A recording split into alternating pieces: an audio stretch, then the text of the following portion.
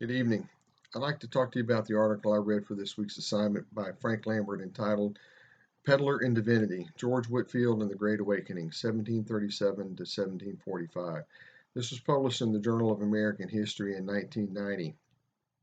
In this article, Lambert really goes to a great length to explain the manner and methods in which Whitefield promoted and marketed his ministry. So, not so much about what the ministry was in particular, but how he was very effective in promoting and spreading his ministry.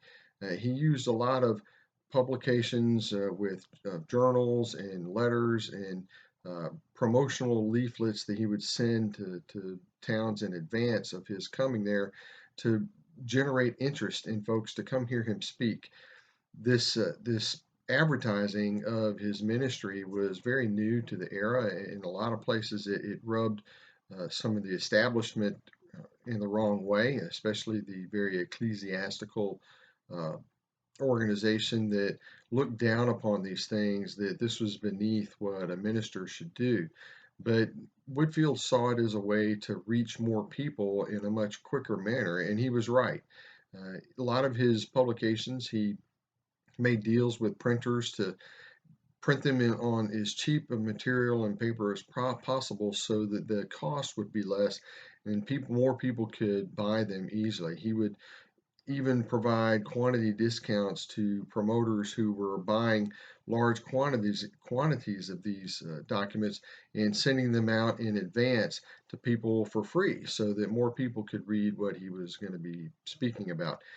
Publishing of his sermons, publishing of his letters, publishing of just a lot of his material really helped generate a great amount of interest in what he was going to be speaking about. And so when he came to town, people would gather by the hundreds or even thousands.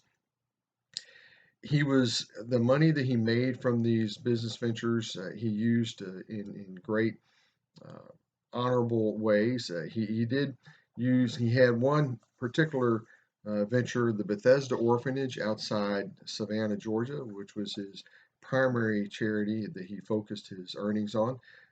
He spent a lot of money on this. He kept it. He did a lot of other ventures to try and find ways for the orphanage to be self-sustaining, self-supporting, or other business ventures that could garner money to support the orphanage in other ways. The name of the orphanage, Bethesda Orphanage, was a Hebrew name meaning house of mercy. So he had some issues with some of the trustees at times over how he wanted to run the orphanage, but he pretty much felt that since he was raising all the money to keep it in operation, he could run it the way he saw fit. And most of his decisions were the right ones to be made. Uh, One of the printers that we talked about earlier was Benjamin Franklin. And in this article, Lambert talks about the relationship that Whitfield had with Franklin. And I found a couple of other articles that spoke to specifically to his relationship with Franklin. One by Harry Stout called George Whitfield and Benjamin Franklin, Thoughts on a Peculiar Friendship. He stressed in this article that their friendship was a stronger because there was no spiritual affinity. Franklin not necessarily being a Christian himself, but the two men were able to humanize each other, and as such, they could trust each other implicitly. And this was a very deep, very strong relationship. And as Lambert noted, it was one that lasted for 31 years. In Thomas Kidd's article, a tour around America in the Yale University Press, he speaks to this relationship as one that began as a business arrangement and lasted for 31 years, developed into a friendship and lasted for 31 years.